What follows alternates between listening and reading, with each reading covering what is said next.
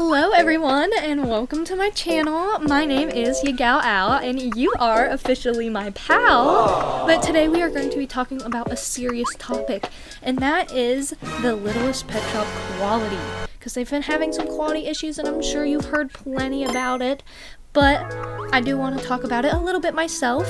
Now, I am a huge fan of Littlest Pet Shop, and do not get me wrong, I am beyond thankful for Basic Fun bringing back my absolute favorite childhood toy. So many of my favorite childhood memories come from playing with these little toys, and I think many of us in this community have had parts of our inner child healed by being able to see these guys on shelves again. I can vividly remember a time when my sister and I used to go to Toys R Us, and you could see the shelves on shelves of stocked Littlest Pet Shops.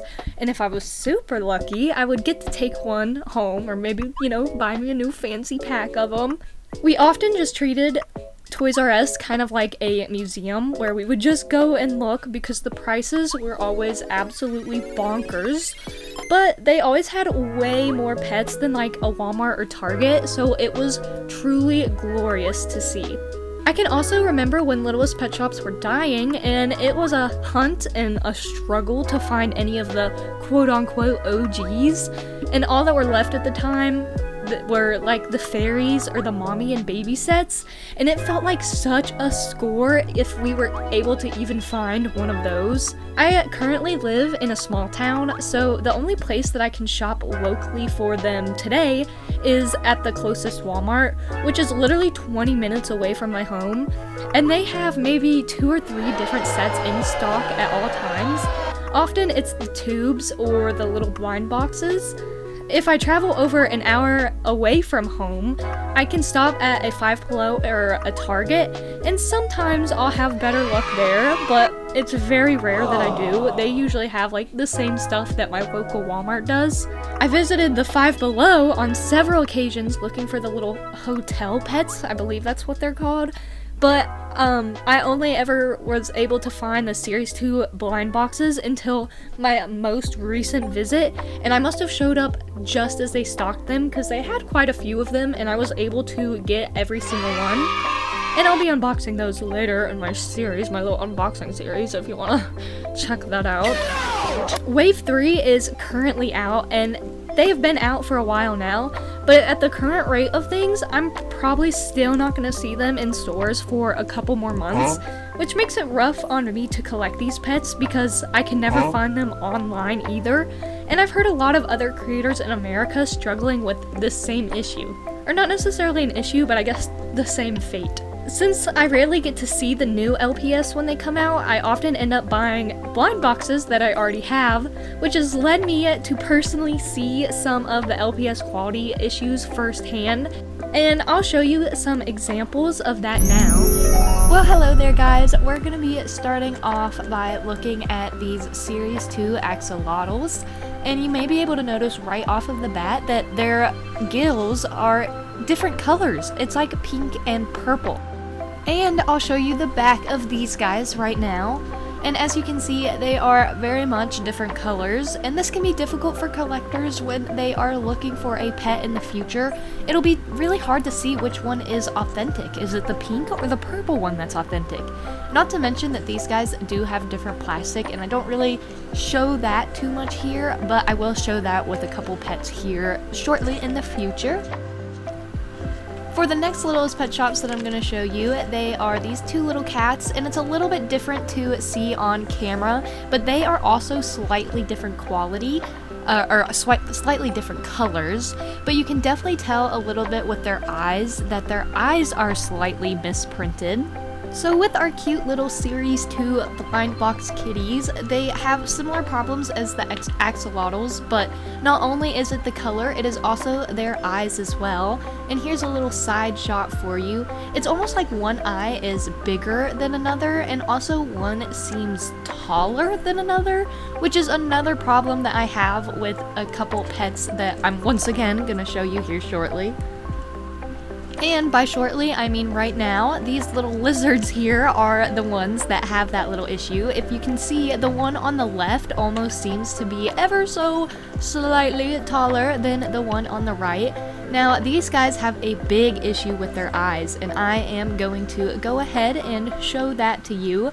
So, if we go ahead and turn these guys to the side, you can see that their eyelashes are very, very different. And also, the size and shape of their eye is a little bit different as well. But one eyelash is way up high and a lot thicker, and the other eyelash is a little bit lower and smaller. And as I mentioned, with them at this angle, it might be a little easier to tell that the one on the left is a little bit taller than the one on the right. And then we're gonna go ahead and move on to these llamas, and these guys have a big difference in their eyes. You can see the one on the right, she has these striking bright blue eyes, where the one on the left is a little bit more muted. And you can also tell this one has very, very squishy plastic, whereas the one on the right is pretty difficult to squeeze. It's like almost a harder, more OG plastic, you could say. So it's confusing. It's a little confusing, you know? I mean, just look at this squish. Just look at that squish. Very squishy indeed.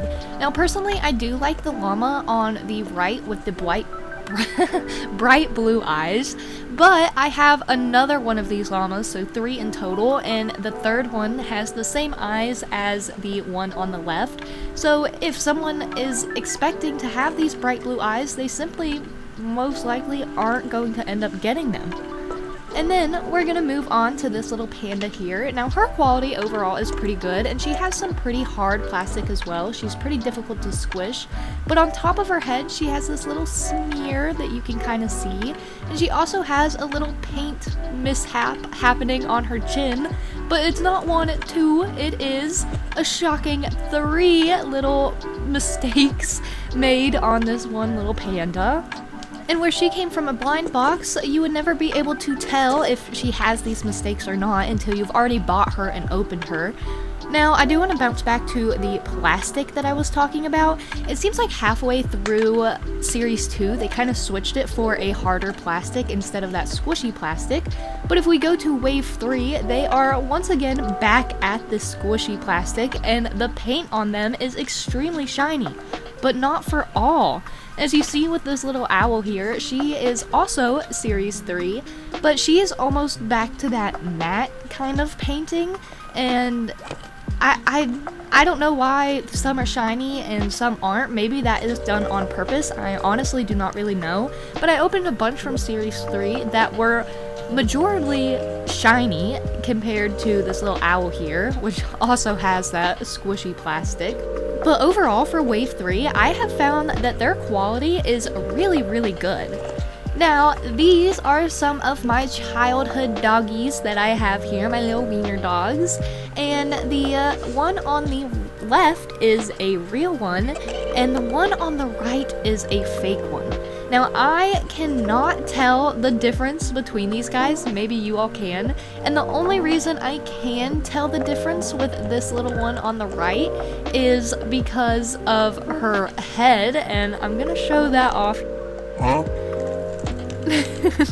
LPS, they don't really swivel and spin like that. That's not necessarily normal. But honestly, that is really the only difference that I can really see between these guys. I have watched videos and all that good stuff, and besides the loose swivel, that's all I really got. But this loose swivel does make her super, super bobbly, and I'll show that here as well. Look at that bobble. She is bobbling and wobbling. And then I was just trying to get the other one to bobble as well. But she was super bobbly, and that caught me off guard. But those were all of the Littlest Pet Shops that I was going to show for my kind of review on the quality. And as you can tell by all of those guys, they were very, very different. From Series 1, 2, and 3, they all had different quality issues and problems, and those are just ones that I bought firsthand myself. And I have definitely seen worse online. And I've probably already said it 100 times in this video, and I'll probably say it 100 times more, but this quality issue becomes a really big problem when it comes to simple things like finding out the worth of Littlest Pet Shops or finding out the authenticity of these Littlest Pet Shops. But I will get a little bit more back to that now. For collectors, pointing out these quality issues can come across as being ungrateful for the return of our beloved toy. Often, the criticism is not taken well. However, it's far from the truth. They're not just hating on these toys because they can. Many of them are almost attempting to save Littlest Pet Shops in a way. And here's why. Since Littlest Pet Shops first disappeared off shelves, the community has gone a little bit haywire, especially when it comes to collecting these guys. Pets that aren't that rare quickly became priced for hundreds and hundreds of dollars, and for example, LPS Popular, the series, all of those pets are highly sought after now, so they cost crazy amounts of money as well. I know during this time, before I had my own money, my mom simply was not gonna pay that price for plastic, and I honestly do not blame her. We often opted for the cheaper versions, which were usually not authentic pets, and they were labeled as fake. These fake pets became more and more common, and finding authentic ones became pretty difficult, which once again results in prices for the real ones skyrocketing even further. As a kid, I always thought I was just super lucky because I did not know that they were fake LPS. I was not able to tell the difference between the fake and the real ones, so I thought I was just getting authentic like collies and short hairs for super cheap, when realistically that is never or very rarely the case. I don't think many people are selling those main 5 LPS for cheap anywhere. Now, fast forward back to today, where we have Littlest Pet Shops on the shelves again, thanks to Basic Fun. As we saw earlier, the quality for Series 1, 2, and 3 has all been different, from the bad printing on the eyes, or blurry eyes, or different plastics used, and even different colors on the same Littlest Pet Shops. This is a problem because it becomes really difficult to prove these as authentic LPS. Years down the line, when fake copies of our current toys are made, it will be even more complicated to figure out what's real and not, and the companies always have their loopholes and ways of putting out realistic fakes and not getting in trouble for them, and they could possibly sell them for cheaper too. I personally still struggle trying to tell what is real and fake with some of my childhood LPS. Some are obvious and some really aren't at all. If fake versions of Basic Fun's toys are made and sold for cheaper, we risk losing our beloved pets on shelves again. Some of us aren't too bothered by the quality issues, but for some collectors, this is a big deal and a big flaw. Collector toys like this need to have a consistency, because without consistency, worth becomes a major struggle. And for some collectors, owning the real deal is a big deal. You wouldn't tell, like, a Pokemon card collector just to print out a picture of the card that they're wanting, because it just simply wouldn't be the same thing. And many of us feel that way about our LPS. Now, it would be extremely wasteful if Basic Fun threw out all of their mistakes and misprints, and a huge waste of plastic and pollution. That could be a whole nother topic that we got into. But personally, I could see a little fix for this, although it is extremely, and I mean extremely unrealistic. I do not ever see this happening. But imagine if there were like misfits, a little misfit set of all the sets that come out. That way, the mistakes and misprints could still be sold, ideally at like a cheaper price or a same price. Then collectors who are looking for their perfect pet could still purchase them, and it would be worth it to pay a little extra penny for them, you know? Instead, Littlest Pet Shop seems to be pushing the blind box trend right now, which leaves some collectors disappointed with their purchase, as they couldn't see that their pet wasn't up to the quality of their standards. But at the end of the day, all of us LPS collectors and all of us in the LPS community, I think, are very happy to have our beloved toys back on shelves, as I was saying earlier. I just wanted to come on here and maybe explain some things to anyone who might stumble across this video. I had a lot of fun making it, and I really like this style of video, so if you have any more LPS topics you'd like for me to talk about, then go ahead and let me know, and if you want me to do a little bit more research on the quality issue and talk more about it, then let me know that too in a little comment below. But thank you guys for watching. If you did enjoy, feel free to like, comment, and subscribe. I mean, you're my pals, so why wouldn't you? That's what pals do for each other. You guys have a great rest of your morning, day, evening, wherever you are, whatever you're doing. Have a good one, and I'll see you in the next video. Bye!